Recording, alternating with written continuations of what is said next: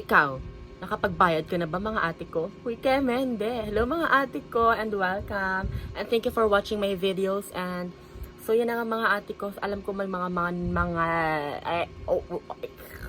may mga makaka-relate po sa video na ginawa ko. Suffer, malamang.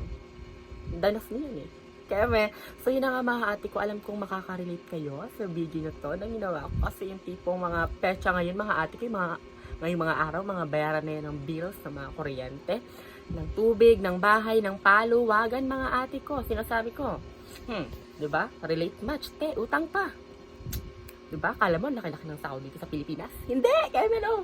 Yun na nga mga ate ko, ramdam ko kayo, and alam ko namang mahirap talaga yung pagdaanan yung mga ganong sitwasyon o mga pangyayari. Kasi nga, pag dumating na yung araw na yun, hindi man kung saan ka pupunta, kung saan ka mangungutang, kung lalabas ka ba ng bahay, mga ate ko, uy, wag ka nang lumabas. Nandiyan sila sa pintuan, pupunta te. So, yun na nga mga ate ko. So, pati ng ilong ko. Bobo to. So, utang ang pinag-uusapan ng ilong ko.